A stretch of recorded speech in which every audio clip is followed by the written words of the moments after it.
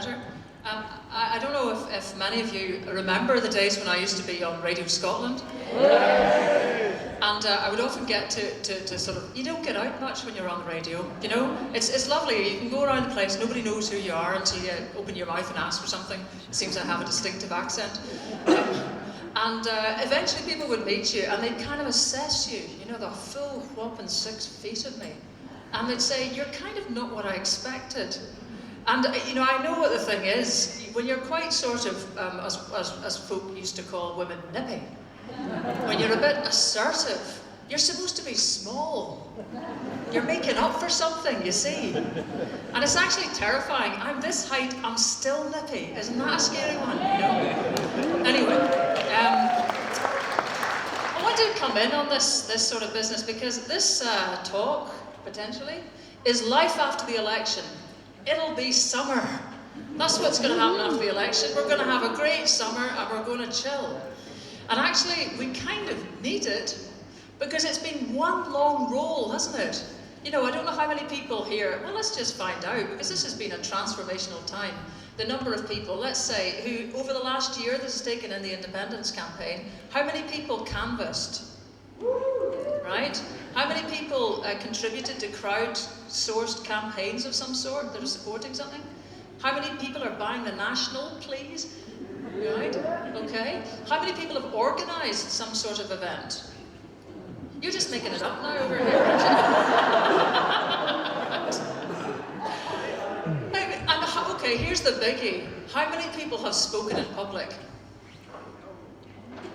Now that is astonishing because the 7 of you, the karmic 7, have done a thing that the Scots find more scary than being hospitalised.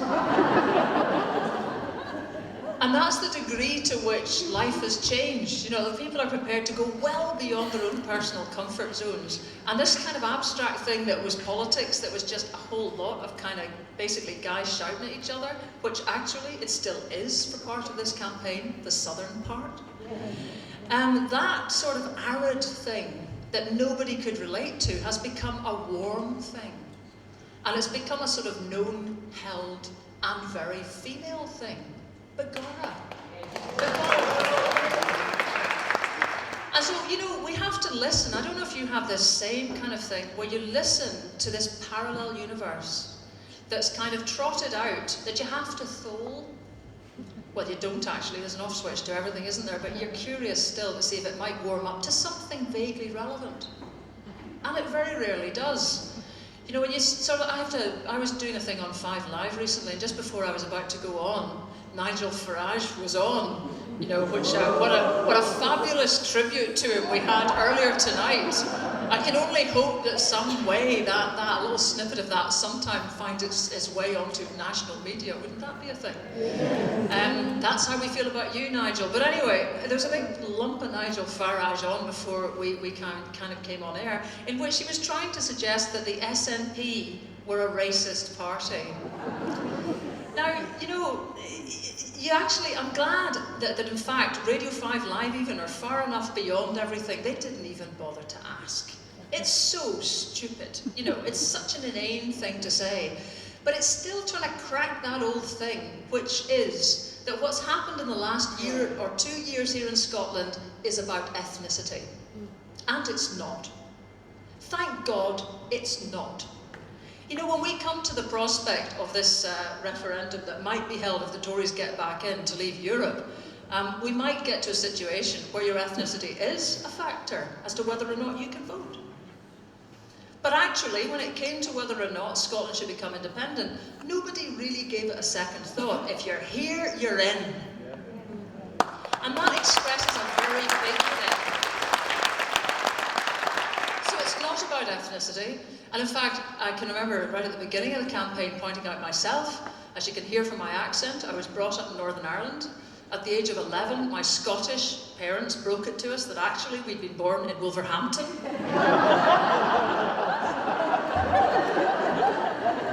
At which point we sort of adopted Derek Dougan as a big figure, you know, because he kind of straddled the entire divide for us.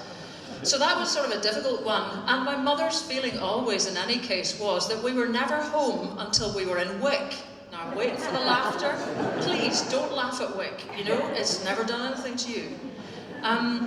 But, you know, that's been kind of the feeling I've had, is there's an awful lot of mongrels. I mean, who was it that said proudly that Scotland is a mongrel nation? Would that we were more mongrel, in fact. Would that we were able to be in a position to put a hand out to the people, some of the Mediterranean refugees, and say, come here, come here.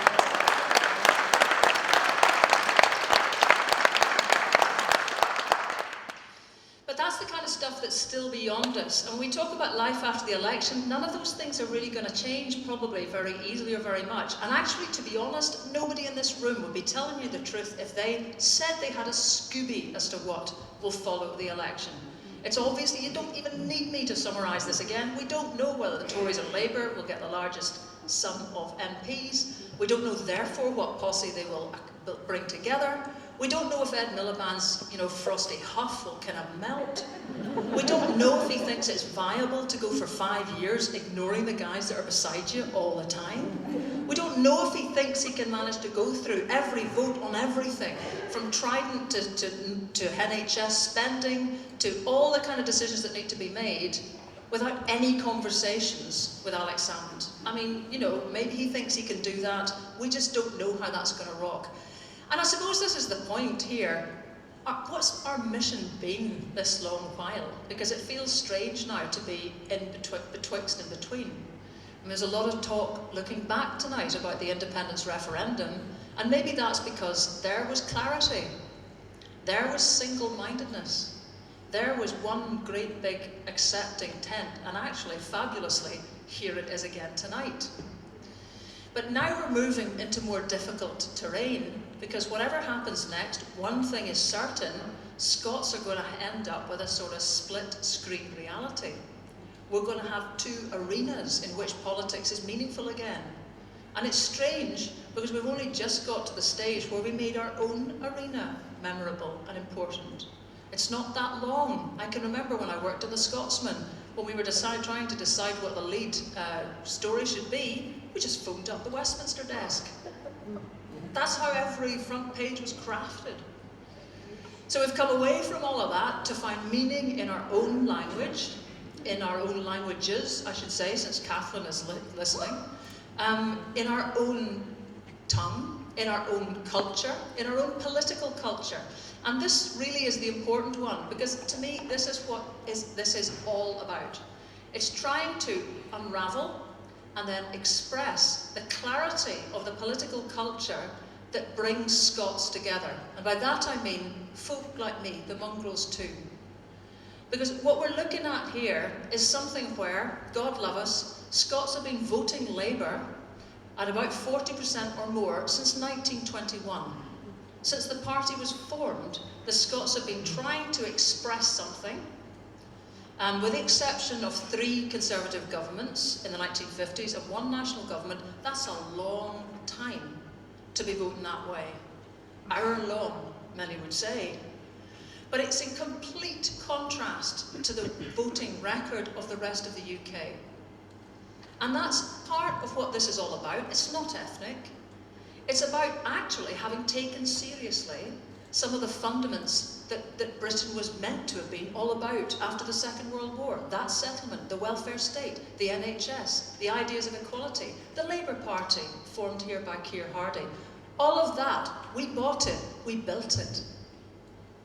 And it's changed. To have that ideal realised looks very, very difficult in a British situation where voting behaviour is so completely different.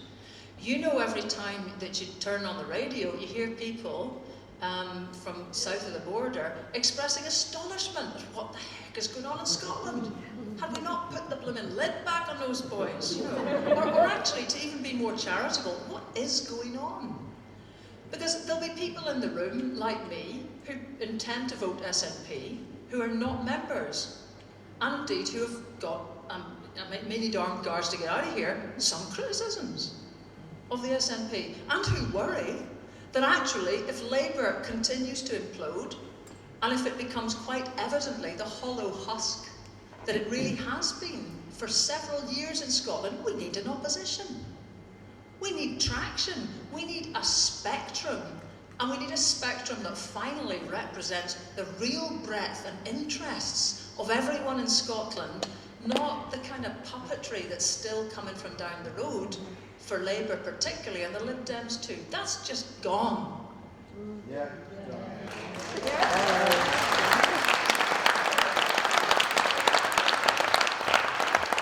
And the strange thing, I'm sure for a lot of these guys, they're sitting thinking, what the heck happened there? You know, year after year, these trite, meaningless, wooden sound bites were trotted out in lieu of politics. And we voted for them.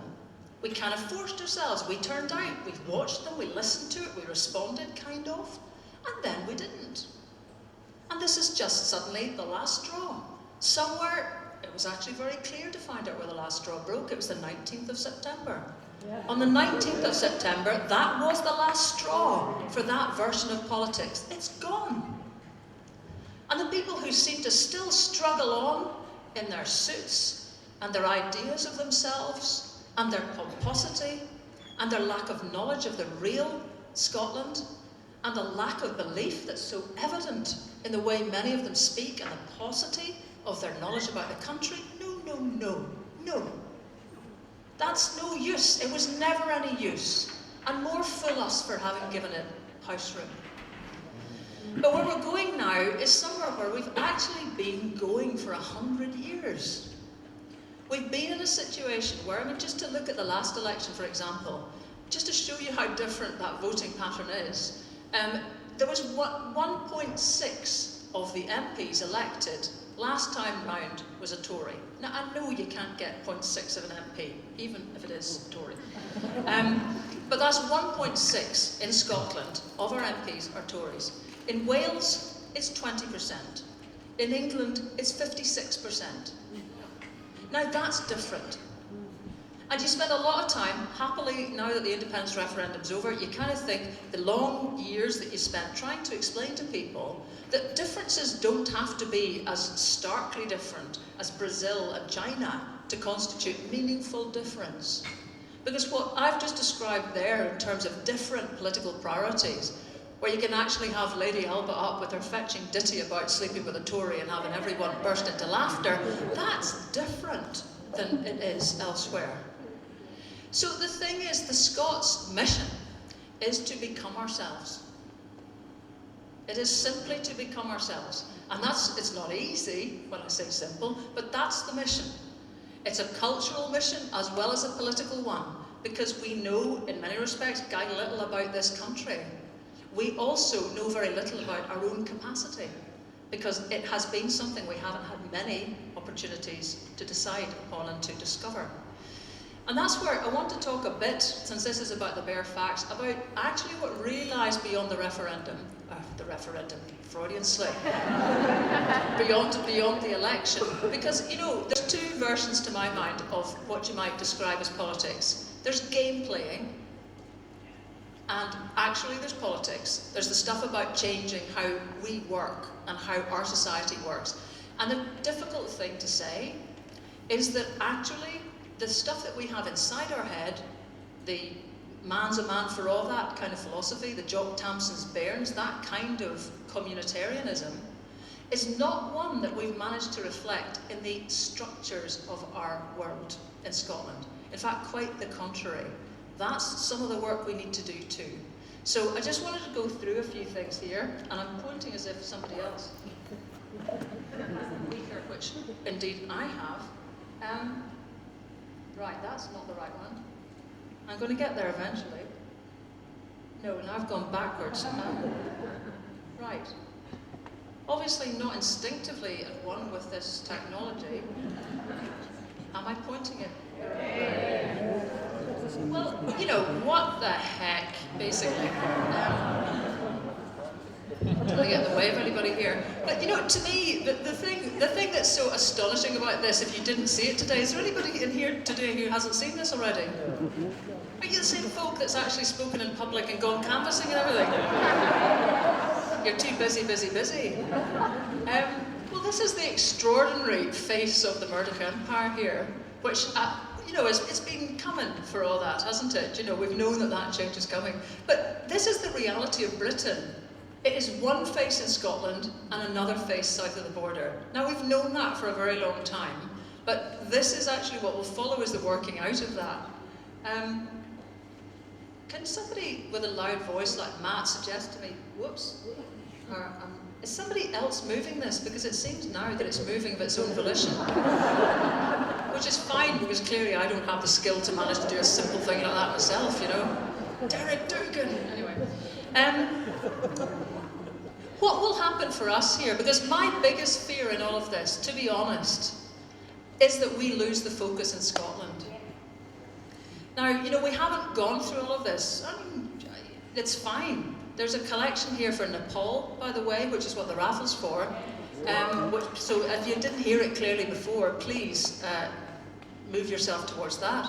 And just to say as well tonight, in case no one's explained it, everybody's appearing here in a voluntary capacity, and anything that's left over after all the expenses is going to food banks. So that's the basis of tonight's event.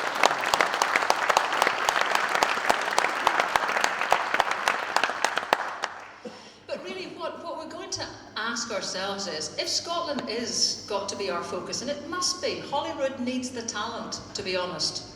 There was many people, and there's some in the room, who considered and were asked about whether or not they wanted to stand for Westminster. Holyrood's the place. For many of us, I think, who are interested in the domestic politics of this country, there's stuff to change here, there's work to be done, and there's a focus to keep, and it's our Parliament. So the question to me never changes really.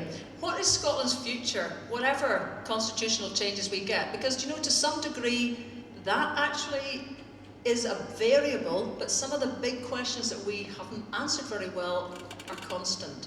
I've used this map here because you may know I'm quite interested in all things Nordic. I've set up a wee think tank called Nordic Horizons that takes over speakers to the Scottish Parliament. Co-written a book about comparing Norway and Scotland, which is a slightly depressing read in some respects. And I've visited a lot, and that changed my life. There's a couple of things that are life-changing, and one is going to a place which is what, perhaps, in some respects, Scotland could have been like if we'd gone in a slightly different direction. And it's heartbreaking, actually. But I love this map because apart from the Adobe Air setup that's now printed to everything, and why shouldn't it, to be frank? I mean, come on down, all the kind of technical stuff. Well, I mean, if Lenovo actually feels that this is an advert for Lenovo, then we're in a funny old world. Beneath all of that, the map.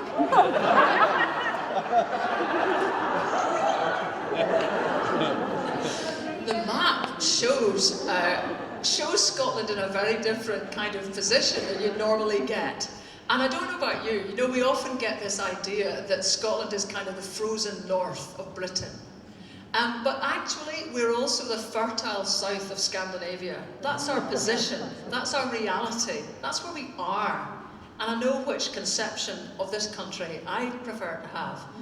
But if you look at that again, I'm really wondering, what would we regard as success for Scotland? What's good enough? Because I think a lot of the time people think success would be measured for Scotland. Well, how? We've had a lot of the cards at the back trying to capture that.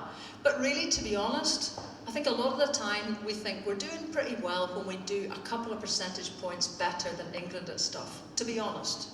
Like, if you take turnout at the last local elections, in Scotland it was 38%. 38%, which is rubbish. In England, it was 30%.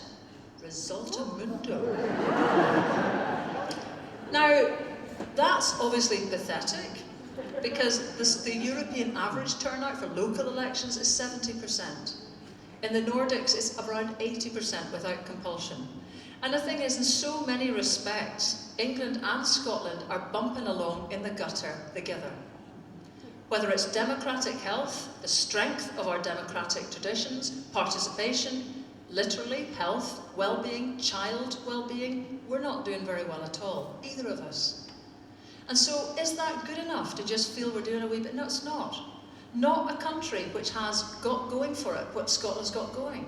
And that is some of the best energy assets actually in the Northern Hemisphere, and another asset which is yet to be really discovered, which is us.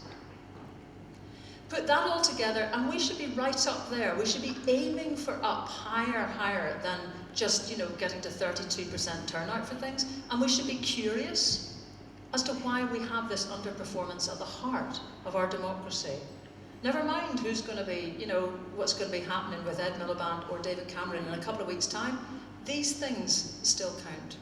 So that's one question. Which way are we going? Are we trying to be a tart in England?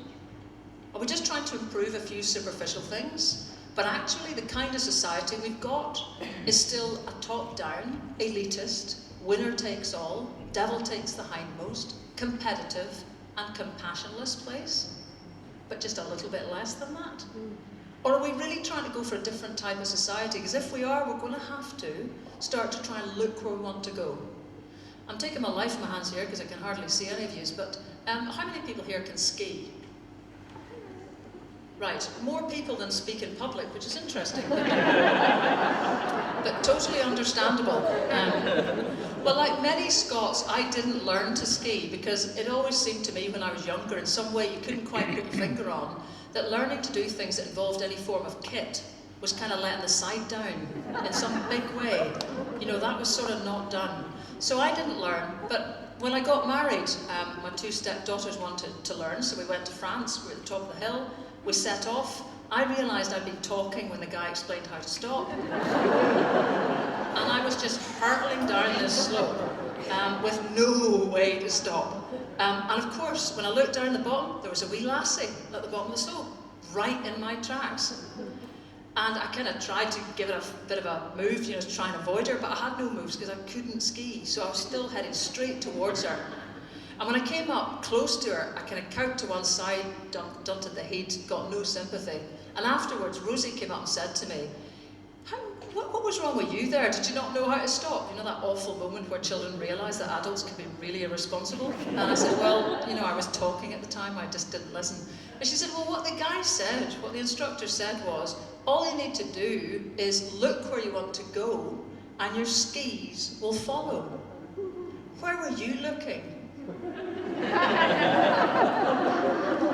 Now, I don't know if you've ever had this, where you look at someone who's 12 and think she's channeling Methuselah, Because actually, there's a big lesson in that.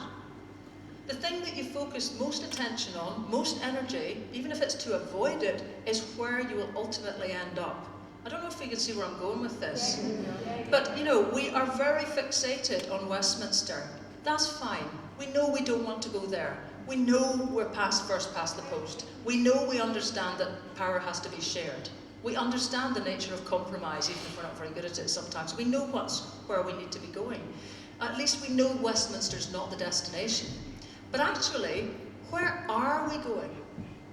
If we don't have some sort of direction, I suspect our energies will just keep falling, by default, back onto the thing we're trying to avoid.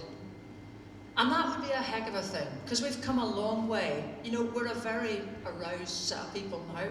We're a very opinionated and a quite educated set of people. We can do something with that. We can do something to fix this place. A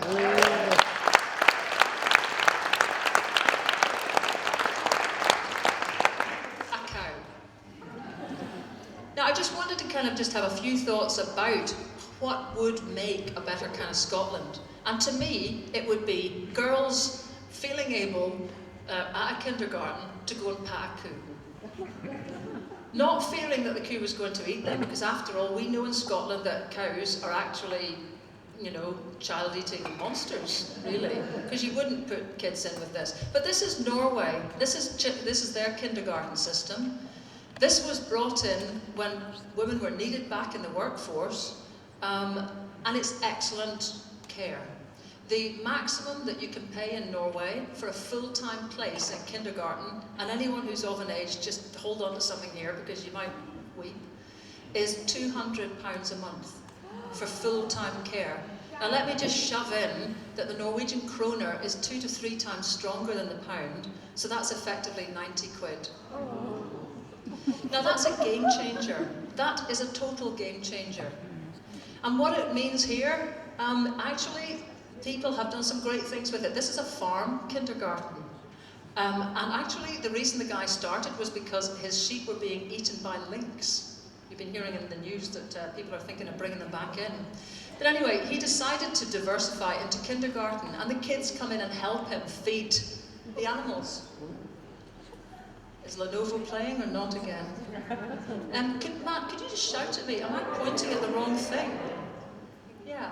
So, I mean, what the great thing is there's, instead of this kind of great emphasis on the 3 R's that's a feature of our society, the first 6 years, because kids don't go to school in any of the Nordic countries before 6 or 7, they're learning motor skills, they're learning to share, they're learning team building, they're learning all the stuff that young citizens need to learn without it being part of a kind of curriculum.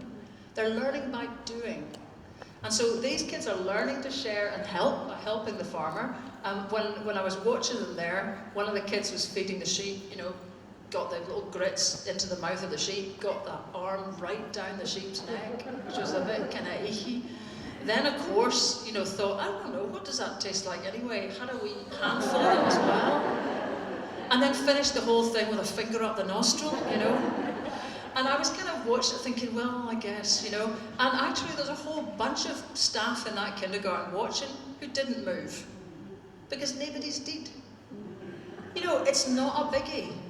And if you ask any of them, as I did, as I felt I had to, why? If there were any hygiene problems, first of all, the whole conversation broke down, which had previously worked in English very well. Hygiene? What does she mean, hygiene? And then when they realised the kind of pathetic nature of what I was really asking, they sort of scoffed at me and just said, don't you know that children's immune systems are boosted by exposure to animals? Well, actually, we do. But this is the kind of thing that we have just let go. We know these things, but we have now got a situation where we have kind of no chance of repeating this kind of brave thing. Gosh, I wish I just knew how to move. Matt, if somebody's able to move these slides on, great. Well, here's another of H's, is having fun. Now, I mean, I took this picture, I just can't. Can you believe that you would ever see this in Scotland? And yet, why not? I mean, there's a whole set of presence of staff around there, but there's just not a perception that life is full of unnecessary degrees of threat. And the kids are having a lot of fun. I think I'm just going to kind of wave, because I hope that you're able to move this in the way I'm not. And honey. And the kids actually make things like honey. They sell it at weekends to finance their school trips. It's working now. I think I am making hay while the sun shines with this. And they make hay. And the other thing is, you can photograph these children. I mean, how much we've lost since Dunblane. And we've got to put it back into perspective, because we're now a society which is formally frightened of itself. So there's plenty of things to learn from these guys. It's a bit like if you're going along those ScotRail trains, when you're trying to go through it from compartment to compartment. And this kid spent the entire time I was there, and most of the children are outside all the time, in minus 18. Just sat eating snow the whole time. Now again, why wouldn't you, basically? But nobody pounced, which is a great thing. Yep, and keep going. It's quite good. They have an outdoor activity centre for kids with autism and attention deficit issues, and they spend their entire time outside there. This was along the edge of a cliff. In fact, it was a former refuse tip. And when I finally got off the wee buggy there and looked at, everyone took their helmets off, the two kids who were riding their own bikes behind me had autism, which is astonishing in many ways. But the belief of that kind of outdoor centre is kids have a lot of energy. Some kids have got more than most. They need to run it off, and then you can attract their attention. Now, I'm not trying to say this is definitely the only way to look at child nurture issues at all. But I'm just trying to say this is a different kind of society, and it has some benefits. Because in the end, it produces very resilient people. And this is really what I'm trying to get down to. I think probably a measure of a society, we're talking about what should be a success for Scotland. They often say that how women are treated is a good measure of a society. Well, I'd suggest that actually how old women treat themselves is probably an even better one. This is right in the very far north of Norway, and these ladies, I don't know if you can see them well, but they've been scooting around on wooden sleighs. Now, you can see whole flocks of old ladies on wooden sleighs, and these two gals had just come down a one-in-one slope on these sleighs, elegantly come to a stop with, you know, what looks like a pretty rickety old wooden sleigh there. And as you can see from the taller woman, can you see she's got wee red cheeks? She's been out all day. You know, she's been out with her friend by her side, she's got her shopping in the front, she's got her handbag. What is not to like? And a little bit of you know, seeing loads of old ladies sleighing around in -18 with no apparent worry about their fragile bones is a tremendous sight, and it's heartbreaking too. Because you know in Scotland, if there's a skift or a snow, anybody is wary of going outside the door. And I know when you get snow regularly, you adapt to it. I appreciate that. But I think you're looking into the face of capacity when you look at that woman, and resilience. That's the kind of people that we could be. That's what we must be striving to become, I think. And amazingly then, when you get a reality like this, where you've got these gallus old dears that are flying around on sleighs, what do you get by way of postcards? Well, blow me, you get two old ladies on a sleigh. You can get that because it's a reality. And taking our life in our hands, Matt, wherever you are in the darkness, I wonder if you could just click again. Here they are again, these two old ladies. Now, is this not the most affectionate old lady thing you've ever seen? I mean, as you can see, ladies, some of the undergarments have been dispensed with. There's a bit of, shall we just say, jiggling about going on. They're having fun. And it's amazing that that can be a sellable postcard. You can get this over most of Norway. And there's a final one. Isn't it great? You know, these old ladies are not being put in a corner at all. Spring is coming. There's the crack in the ice. The swan has appeared, the symbol of spring. And these old ladies don't think they're fit for nothing. Don't think their time is past. Don't censor themselves out of society. They're out there walking on the edge of the harbour for the crack. Now, I'd love to see that kind of thing as an ambition for us, because if you begin to look at the ambition of having people being able to behave like this, you have to start working back to provide the society that makes that possible. It's not so easy here. This is a woman who tried to set up the same Norwegian outdoor kindergarten in Coatbridge, fair play to her, the Barnhage, you see where some of our language comes to, and the first thing the council did was tell her that she had to put this wooden fence around it in case paedophiles came to look at the children, which basically stopped the free flow of the kids moving in and out of the building completely. And also, just by the by, this higher table was also banned. It's actually deliberately like that because the kids have to help one another onto that long bench to sit on it. Everything is designed to get children to help one another. It's the first thing they do. But that was banned because it's 4 inches higher than the average table. Now, you know, this a level of kind of infantilization, which we have tolerated, and let's be honest, since there's a fair number of folk here, some people will be rubber stamping and passing on. It's part of our society. Enough already. There's a great saying in Norway, ask for forgiveness, not permission.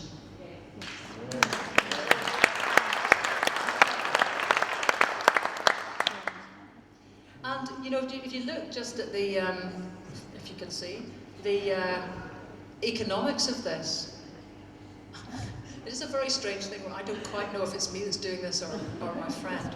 But this is a guy who got a Nobel Prize for economics in 2000 for his studies on early years education. And he found that actually the most money, the most return on investment that you can get at all in society is at the age of 3. Actually, that's probably because he didn't study not to 3. But you can notice how the curve really pulls down when you get to post-school. And that's where we're spending most of our money at the moment. I mean, what we're doing is retrofitting skills onto broken teenagers. And we could be getting it right first time. And we have to start questioning some of this, because otherwise all the levers and powers from Westminster in the world will not help the next generation have the fighting chance that these Norwegian guys and gals do, because they come louping out of that experience those first 6 years and hit the ground running.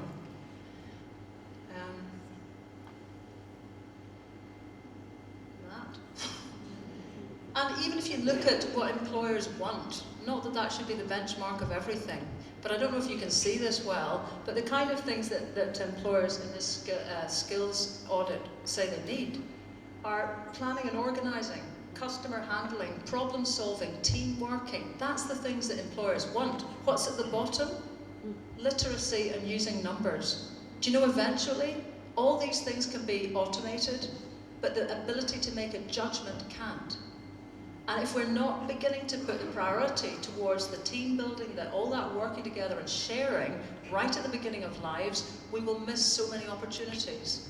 Now I know that it's difficult to shunt the money around to the degree that Nicola Sturgeon wanted to have this kindergarten revolution, but here's the thing, we have to find the money. We have to find the money to make this happen, not in another decade, not in 20 years, not after somebody gives us permission from Westminster to have more cash. We need to change our priorities now, because otherwise all the weeping in the world for the kids who use food banks will not alter their chances to change the world for themselves. And I think that's a big one that we could look at. Some of you who have read Blossom might know of the story of Tommy Riley here from Drumchapel. And this is important too, because so often when Scots try to do something to change their world, they find themselves blocked. Tommy set up the Drumchapel Men's Health Group in 1996, and it was a brave move. I don't know if any of you live in Drumchapel, if you know it. It's a hard place to live, and it's very easy for a lot of guys, deemed unemployable, as all these guys were here, to just take out that rage on smaller people down the line. It doesn't really cause an awful lot of problems. To some degree it's expected of the hard men that they were looked up to. But Tommy decided enough that it was time for men to take responsibility for their own issues, and he boldly set up this health centre. Amazingly, he got the job in it. He got some money from the health board and he got the job. And some radical things started to happen. Half the guys in this picture managed to give up smoking using acupuncture. There was an 18-week waiting list for aromatherapy in Drumchapel. I mean, that was quite something. There was a huge demand. In fact, the most popular thing was cookery, because a lot of the guys realised they might not have a proper job, but they did have a proper job. They were fathers. And they began to rethink the whole way that they ran their lives. By the end of 1 year, there were 40 trained volunteers. Now, if any of you work in voluntary projects, you know that that's gold dust. In the context of men in Drumchapel, you could say it's moon dust. And the health board didn't renew the grant. 1 year was all it got. The guys worked on for about 7 months, but eventually all the bills just overcame them. And it seems astonishing to me that there are many people in academia who can make a very good living, and I'm not suggesting it's an exploitative thing, it's just a fact, that you can make a very good living reporting on the difficulties of the sick men of Europe, but if you are one and you're trying to change that for yourselves, if you've had the courage to think it's possible, if you've demonstrated it, then actually there seemed to be very little support at all. And who knows why that money wasn't forthcoming? Somebody said it was too hard to evaluate their project. Well, I lost track of the guys then, and when I was writing the book, I got back in touch to see what had happened, and it wasn't good. Tommy was the only one of these guys who didn't have drink problems before the project, but when it all went down the tubes, he hit the bottle, he became an alcoholic, and he died last year at the age of 62 of COPD. Now that is shocking. And it's the story of far too many Scots. that the attempt to try to give something of your energy and your capacity and your vision and your humanity to fix your community is somehow thrown back in your face. And I think, in fact, it wouldn't be an exaggeration to say that it contributes to the Scottish effect. I mean, this is a real cheery one, if we can go on, which is that everyone in here who's Scottish is currently liable to die 2 years younger than your counterparts in the rest of the UK.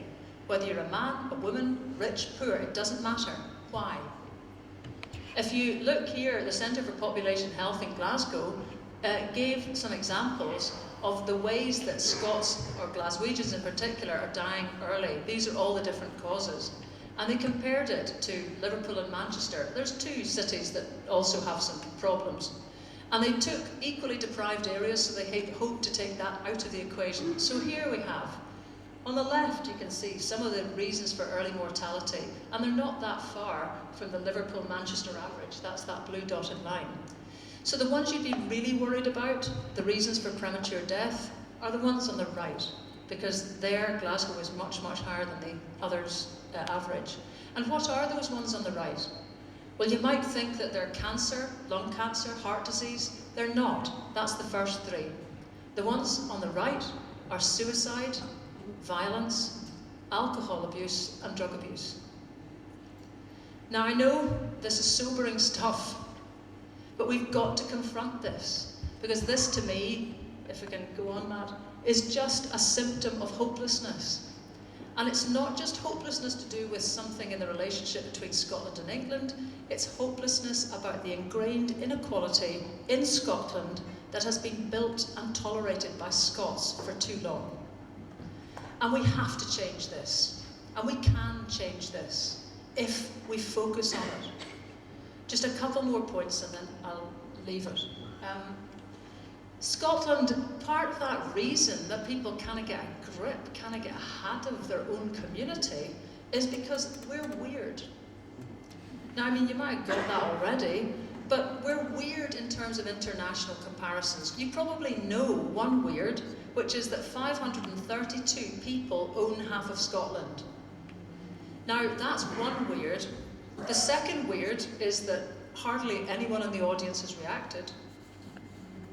Now, I know that's because you're probably sitting thinking, tell me something I don't know. We kind of know this. But for heaven's sake, that is the most concentrated form of land ownership in the developed world. And we have grown so used to it that we just don't bat an eyelid. Let me ask something. In this audience, in Glasgow, one of the great maritime cities, not that far from water, how many people here have a boat? I'm in the West End, so this is probably a bad place to be asking. Right, how many people have got a boat? I've got 2. Right. Well, supposing you just gone out for a wee break there. Well, come on, no, seriously, how many people have got even a rowing boat? Yeah. Right, we've got 3. One here. We've got 3. When I was speaking in the East Coast, at North Berwick, there was none. Haddington, none. Duns, none. Cannock, 1. This is what we've become. If you took the length of our coastline in Scotland, that glorious coastline, and stretched it across the globe, it would cover 1/3 of the planet. And we have 3 boats in this room. We have been so distanced from use of our own natural assets that we've just lost the idea of what they were ever for. Do you know, if we were an audience in any of the Nordic countries, or Holland, or the Netherlands, any of the Low Countries, practically anywhere tonight, half the room would have a boat. Because people would be putting the use of our natural assets, our lochs, our rivers, in the hands of the people first. Not the paying customer, not the laird's friend.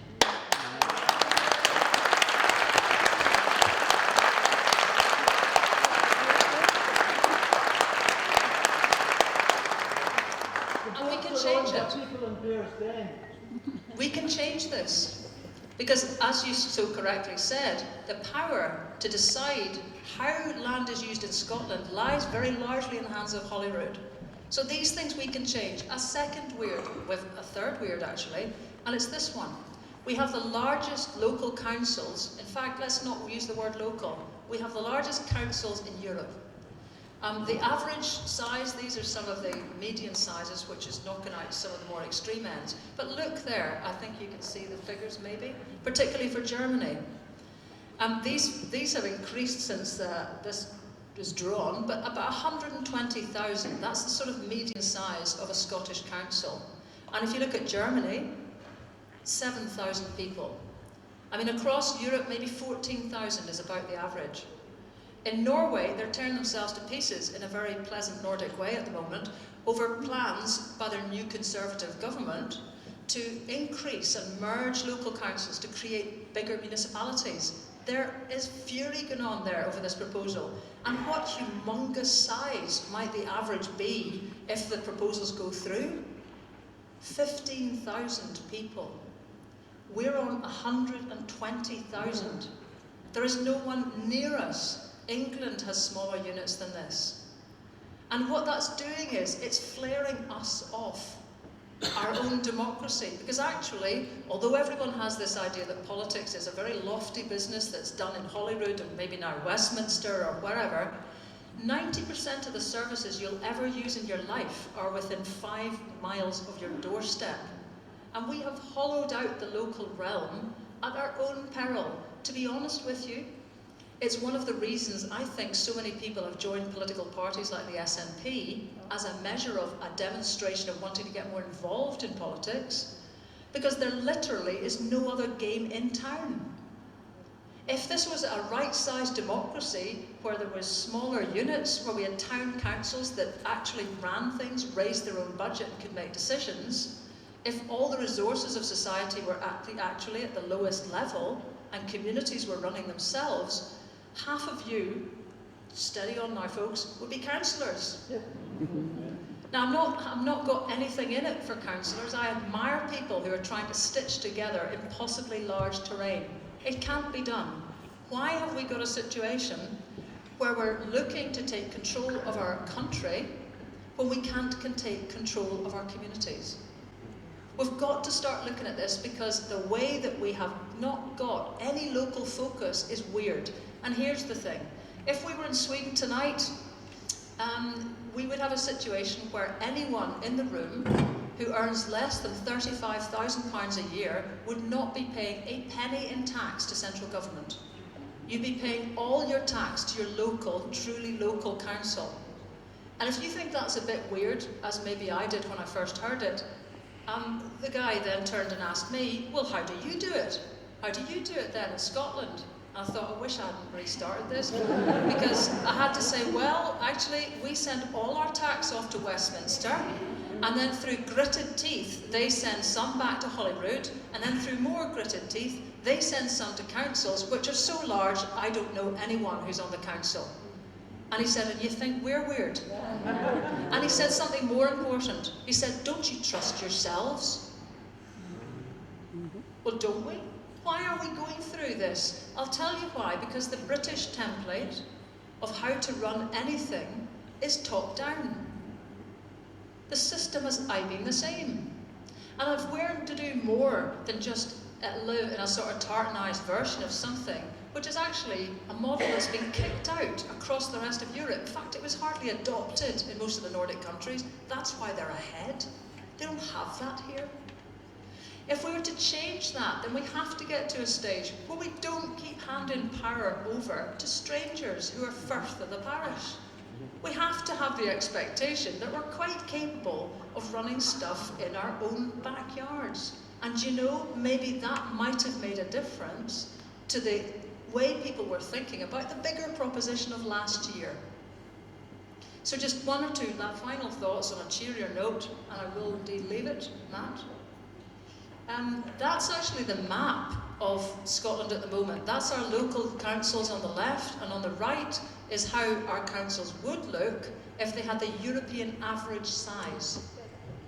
Now, I get that you're not the usual Glaswegian audience, because I didn't hear a sound, but I'm assuming you're taking quiet intakes of breath at that, because it's completely different.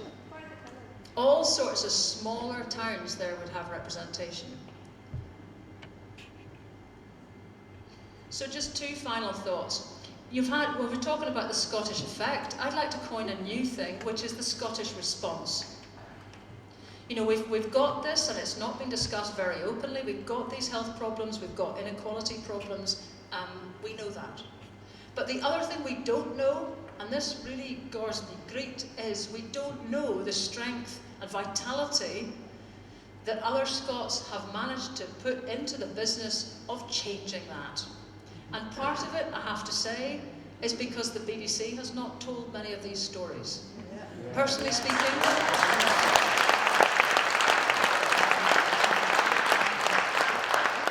all of the stories I'm telling tonight are ones that I tried to put forward as programme proposals. They were generally deemed to be too serious for Radio Scotland and too Scottish for Radio 4. And that was the reason I stopped broadcasting. But I mean, this, for example, is egg. This is the sunny People's Republic of Egg. And this was an extraordinary thing. I was a trustee there for 8 years. The reason? Because I couldn't be evicted. Because I didn't live there. This is not ancient history. This is Scotland, 1992. The idea of setting up something as seditious as the Isle of Egg Development Trust made the islanders think they'd better be safe by getting a whole bunch of us to front it up. Now that's extraordinary, but it's more extraordinary that they continued despite everyone saying it couldn't be done, despite a refusal of the landowner to sell, despite the negative voice in their own heads saying, who the hell do you think you are? Your grandparents put up with it, your great-grandparents put up with it. And finally, after 8 years of this, they managed to buy that island out on the 12th of June 1997. And who you see here is one of the new sort of eggachs, if you like. This is Dean, who is a sea kayaker. He sea kayaked right over the Minch that night to join the celebrations, and he never went home. He met a lassie, they've settled down, and they have a bairn. Now, if I asked you what kind of house you would imagine a sea kayaker has in Scotland, I don't know what else Dean has in the way of a skill set, but I mean, you wouldn't imagine it would be great, would you? Sea kayaking probably doesn't earn you that much money. Actually, he has a 2-bedroom new house. And the reason is that the Eggachs decided, when they got control of the land, that they would give bits of land for free to young people to build houses using help from one another. And if you do that, if you take the cost of land out, you can do quite a reasonable house for about 40 to 50,000 quid, especially if you've got all the young ones helping you. Why is that not happening across Scotland? It's because we don't own the land. It's because we don't own the land, and because we haven't got small enough units to focus on the jobs in hand. So Dean is a tremendous encouragement, and there's one final one. And it's in Glasgow, West Wicklow Burn. Anyone been there? Now actually, I think these are potentially two of the bravest people I've ever met. This is Muriel Alcorn and Phil Welsh. In 1989, I think it was, the guys in West Wicklow Burn, who lived in these really rubbish high-rise blocks as they were then, heard that there was some refurbishment cash. Great, but it was all going on East Wicklow Burn because it was easier to fix and retrofit because it was low-rise. So they realised they were stuffed. The verandas were coming off, the wind was coming through the glass, it was a bad place to live. And they realised it would never get fixed in their lifetimes. So they did a very brave thing. They actually did one of Scotland's first land buyouts. But because there was a whole bunch of high-rises sitting on top of it, folk like myself didn't think about it that way, but that's what it was. You'll remember at the time there was a Tory government, the only benefit of which was, because they wanted to get housing out of council control, that they were ready to give money to anyone who wanted to do that. And holding their noses very tightly, because most of them were communists, they took money, 2 million quid from the Tory government, and bought out their flats. So they woke up on the 29th of November 1989, these guys woke up as the proud owners of 900 of the crappiest flats in Europe. Now, if that's not courage, I don't know what courage is. Because the council had run screaming from those flats. It had also run screaming from these people. They had the highest levels of unemployment, the highest levels of deprivation, the lowest levels of education. They were smart though. They were smart. Because what they managed to do with this estate, they've turned it round completely. There's not time to go into it. But one of the key things that they managed to do was that they put panic buttons into all the older people's flats. So if in the middle of the night anybody just needs a conversation, there's 24-hour Janny control, and the Jannies will come and talk the night through with an older person if it keeps them cooried in, if it keeps them held, if it keeps them out of becoming bed blockers. And these guys are not just saving money, they're creating community in an amazing way. I asked them how, they've also got a huge waiting list now, whereas East Whittlowburn is about to be demolished. I asked them how they got the wherewithal to make this great stride. You know, did they have management experience, which they laughed at? But someone said, Phil, you were a shop steward in the Boilermakers Union for 37 years. Is that not management experience? And Phil ran not one, but 3 junior football teams. I used to think junior football teams were what 14-year-olds did. They're not. They're like grown men like you in the audience here, and you're animals. And he ran 3 of them. And he had no management experience. And Muriel was a nurse. Well, there's no blooming management experience in being a nurse, is there? And the 2 other women that were core to it were shop assistants. They were sole shop assistants in one of the toughest areas of Glasgow, mediating that community day in, day out. No backup, no police, no cavalry, and they had no management experience. All these folk didn't have was a whole string of letters after their names. But they had the wit to do what many other more professional bodies didn't do. They read the right to buy legislation, discovered that if you were a fully mutual housing cooperative, it didn't apply to you, and therefore became a fully mutual housing cooperative, which meant that the only people that could be on the board were tenants. The tenants. The poorest, the least educated, the ones everyone had given up on. And they, in West Whittlowburn, have been cheerfully building away for the last 30 years when more professionally run organisations have decided they couldn't because they weren't constituted that way. Now, come on, everyone. There are some huge, big decisions to make in Scotland.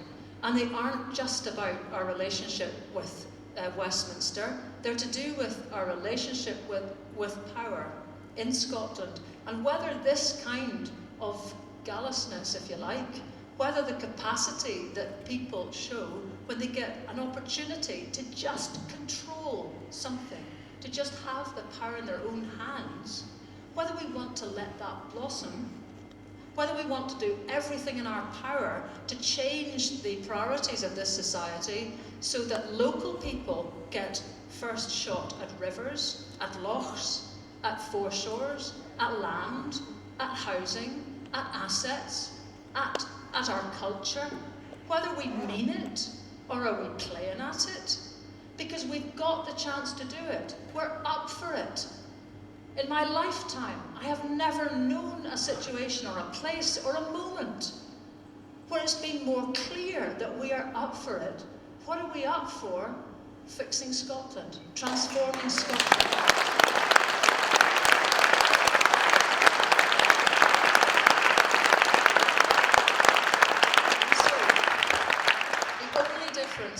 Between the Nordics with their eye-watering levels of achievement and Scots with their slightly less so, really, when it comes down to it, is just this. It's not to do with the capacity of the people, because if anything, the capacity of Scots who've managed to do things like this with every aspect of the system stacked against them. If you live in a right-sized democracy and you want to change something, all you need to do is vote. That's why they have high levels of voting. In Scotland, if you want to change something like these guys, you need to be a hero. You need to set aside 10 years of your life. You need to be willing to lose your health. You need to be willing to lose your relationships. No, this is not good enough. We have to change everything around to put the power where the capacity is, and the capacity is not at the level of politicians, it's at the level of the people. So let's do that and let Scotland flourish. Thank you.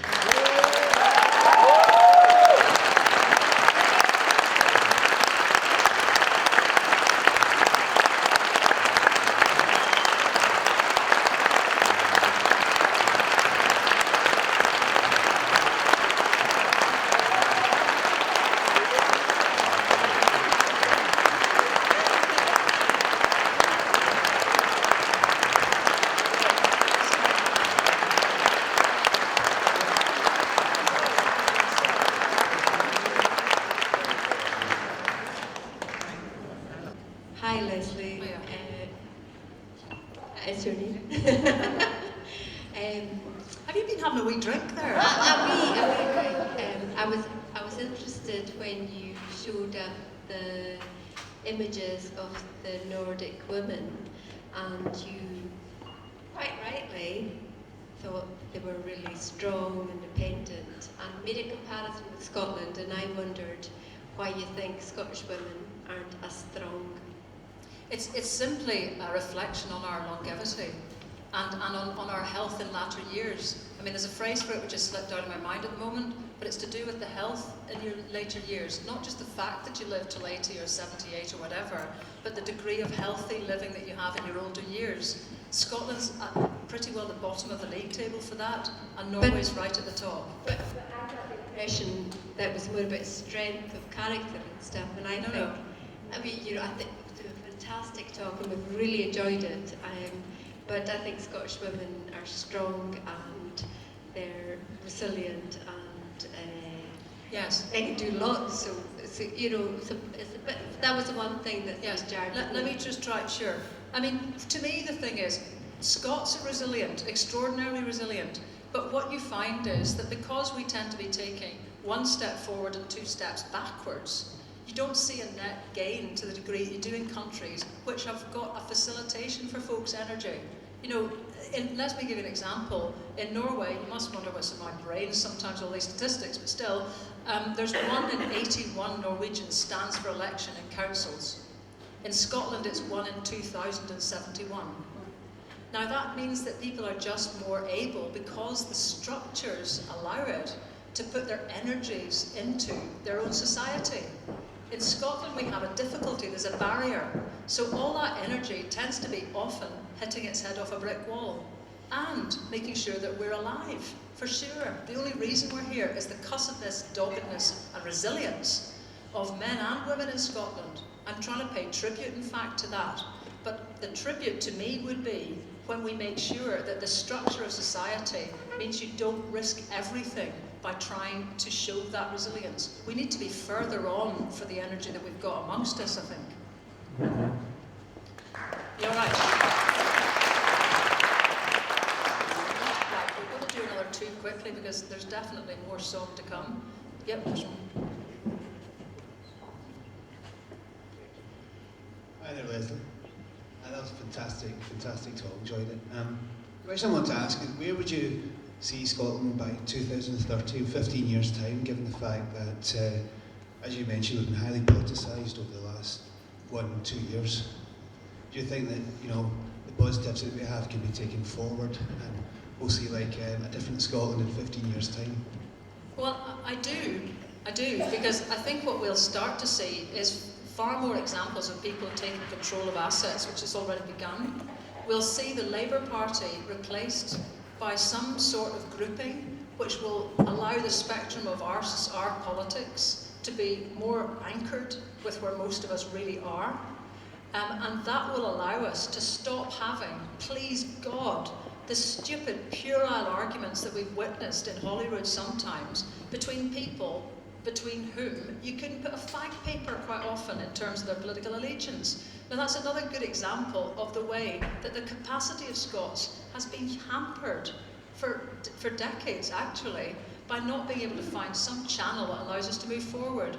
We've got to do that, and I think in Nicola Sturgeon is a very capable woman who is persuasive, not presumptuous. And there's many things I could say. I'm critical of the SNP for not being stronger on land reform.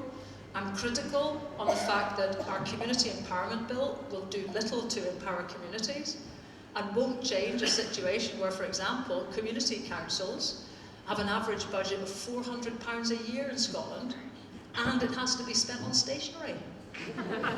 You're having a laugh. That's the weakest form of community democracy in Europe. But it's not a political issue because it's not something we've paid attention to. I think we need to do all of this.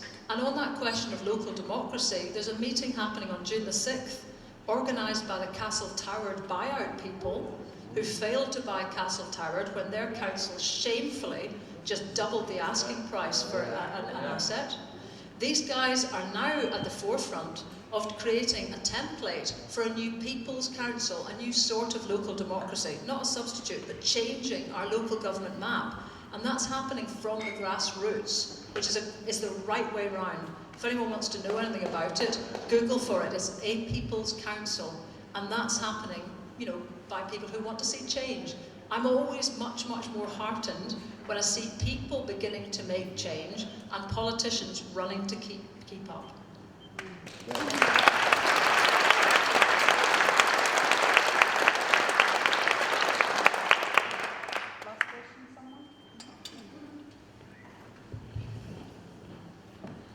Thanks for a fantastic talk. What resonated with me was that there's a huge amount of passion and certainly belief amongst me and the people that I know, but it's really hard to make that real. What is the one thing that you think we could focus on? If there's one thing that everybody could do tonight, after tonight, what would it be? What campaign would it be to get behind? Or what issue do you think is the single most important thing that can really make a difference to us? Hard question. It is. You're darn right there. Well, actually, at the risk of sounding thrown, I am not a great subscriber to the single bullet philosophy of political organisation. I know, being in the media love it, because if they have this model, which is that one great moment creates great epic change, it can be scheduled. The revolution can be televised. We can get all the cameras ready. I know this is the way it works. But let's not fall for it, because real change happens a little bit everywhere under the radar. It's like spring. Try and stop it. It's beautiful at the moment because it's unstoppable and there's no one big tree, there's no one big moment. So I know what you're saying, but I think what we have to get away from is the big single bullet idea of change. What we need is, some people will be interested in land tonight for reasons of your own. Some people will be hacked off about the idea of rivers. There's a suggestion to have a day, I think it's August the 30th, where there'll be a lot of actions all over Scotland to make very clear the limitations that land reform is imposing on people. In some places, it's going to be a mass brown trout fish, because apparently you're allowed to fish for brown trout without a licence. This is arguable, but there's enough people who are willing to put the point on the Duke of Buccleuch's land. There's other people.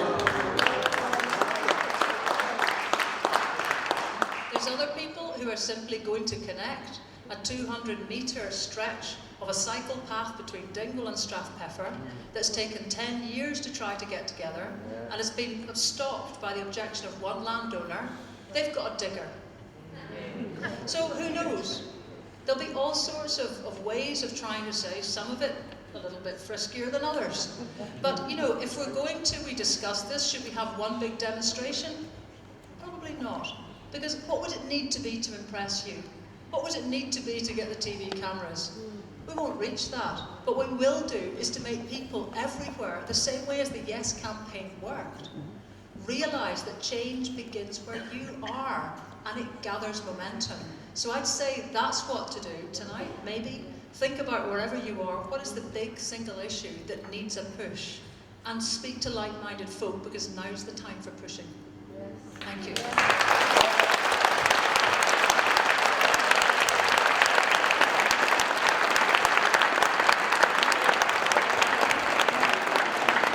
Lesley, Riddoch.